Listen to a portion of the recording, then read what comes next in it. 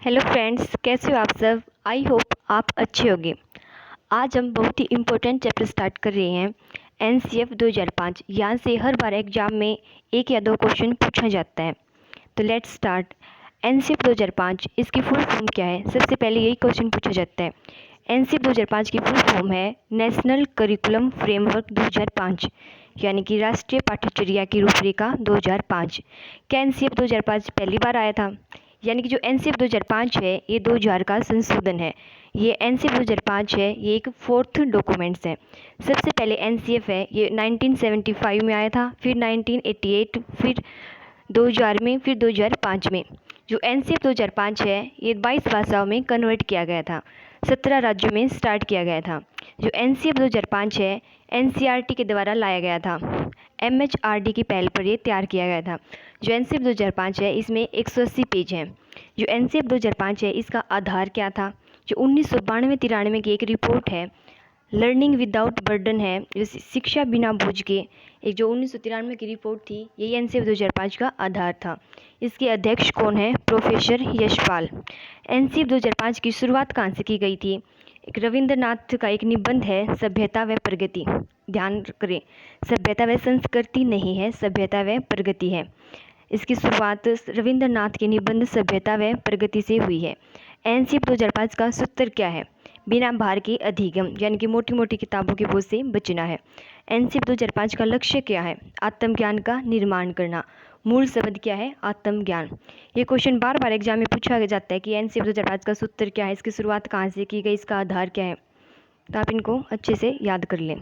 जो एनसीएफ 2005 है इसके 5 अध्याय हैं। पहले अध्याय में इसके परिचय की बात की गई है, सेकंड अध्याय में सीखना व ज्ञान के बारे में बात की गई है, तीसरे अध्याय में पाठ्यचर्या के बारे में कहा गया है, फोर्थ अध्याय में कक्षा विद्यालय के वातावरण के बारे में, और पाँचवें अध्याय में जो परीक्षा कैसी हो, उसका मूल्यांकन किस प्रकार क्या करना है, सुधार की बात की गई है। ये एग्जाम में पूछा नहीं जाता, लेकिन जो परीक्षा कैसी हो, मूल्यांकन क्या हो, स्कूल का वातावरण क्या हो, जिसके अंदर मैटर है वो पूछा जाता है। ये नहीं पूछा जाता कि इसके अध्याय के नाम क्या हैं, क्या कुछ है।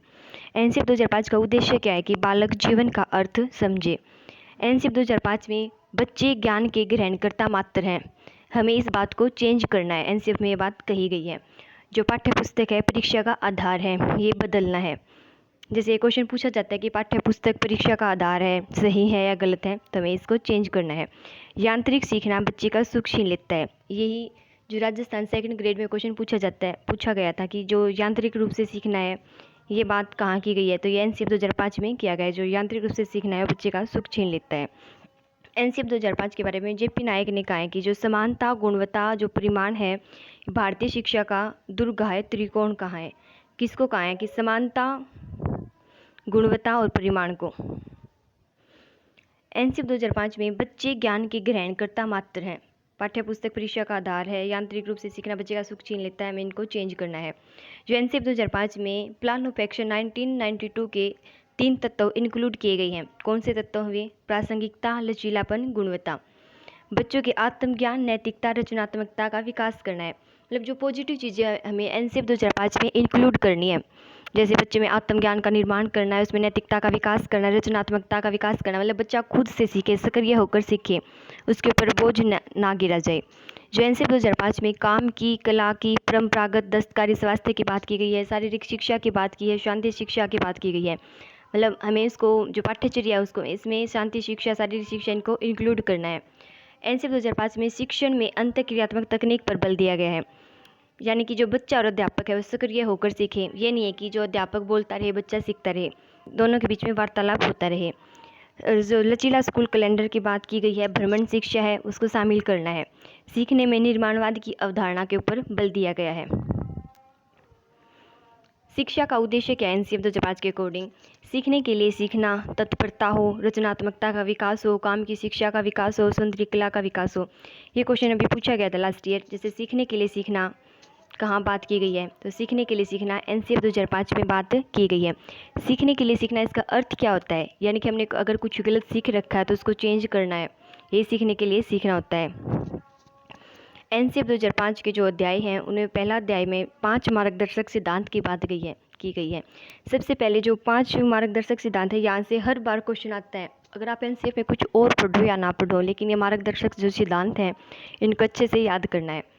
पहला सिद्धांत क्या है कि ज्ञान को स्कूल के बाहरी जीवन से जोड़ना है। ज्ञान को जो स्कूल के बाहरी का वातावरण है उनसे जोड़कर सीखना है।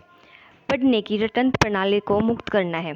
थर्ड क्या है कि पाठ्यचर्या को इस तरह से आगे बढ़ाना है कि बच्चों का चहुमुखी विकास हो सके, पाठ्य पुस्तक केंद्रित ना हो।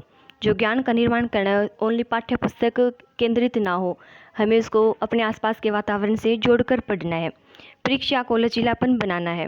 बच्चों को ऐसे नागरिक के रूप में विकास करना है जो प्रजातांत्रिक व्यवस्था के अंतर्गत राष्ट्रीय मूल्य उसको प्राप्त हो सके, बच्चे में लोकतंत्र की समानता की भावना का विकास हो सके। जो ये 5 मार्गदर्शक सिद्धांत हैं बहुत ही इम्पोर्टेंट हैं। जैसे स्कूल को जो ज्ञान है उसके बाहरी जीवन से जोड़ना है, पढ़ने की रटन प्रणाली से मुक्त करना है, पाठ्यचर्या को चहुमुखी विकास का अवसर देना है, परीक्षा को लचीलापन बनाना है, बच्चों में जो प्रजातांत्रिक लोकतंत्र जो समानता है इनका विकास हो सके। और सीखने और ज्ञान के बारे में एनसीएफ 2005 में क्या कहा गया है कि जो बालक है वह सक्रिय रूप से सीखता है, स्वयं सीखता है। एक क्वेश्चन अभी पूछा गया था कि जो सीखना डैश व डैश गतिविधि है। सीखना है वो सक्रिय व सामाजिक गतिविधि है, यानी कि बच्चा सक्रिय होकर सीखता है और समाज में रहकर सीखता है। बाल केंद्रित शिक्षा की बात की गई है। ज्ञान को अनुभव से जोड़ने की बात की गई है। जो ज्ञान है उसको आनंद से सीखना है और जो बालक को स्कूल और घर हर जगह इम्पोर्टेंट मानना है। एनसीएफ 2005 में कहा गया है कि सार्थक अधिगम रटना न होकर सीखना होता है। सार्थक अधिगम के बारे में एनसीएफ 2005 में कहा गया है। एक क्वेश्चन भी पूछा गया था कि जो बालक है ऊब जाता है, इसका अर्थ क्या है। बालक ऊब जाता है यानी कि सीखने में यांत्रिकता है, जो कार्य है वो बार बार हो रहा है, इससे बालक ऊब जाता है। अस्मिता की विकास की अवस्था किशोरावस्था को कहा गया है। ये क्वेश्चन अभी 2nd ग्रेड में पूछा गया था।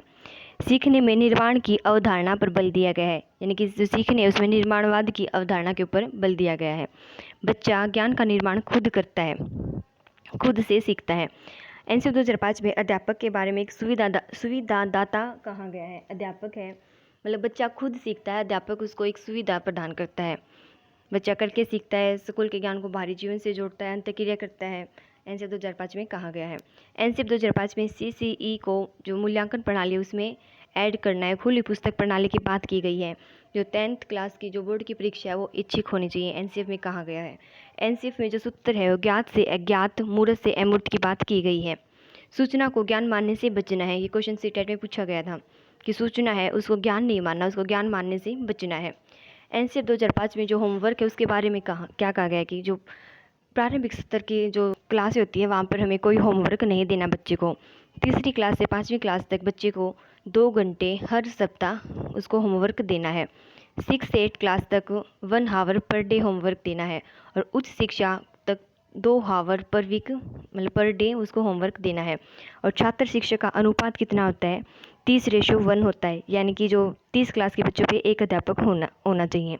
एनसीएफ 2005 में 200 दिन जो कार्य दिवस है वो होना चाहिए, मतलब 200 दिन उसको जो 365 दिन होता है उसमें 200 दिन उनको जो स्कूल का कार्य दिवस है होना चाहिए। ग्रेडिंग सिस्टम की बात की गई है एनसीएफ 2005 में।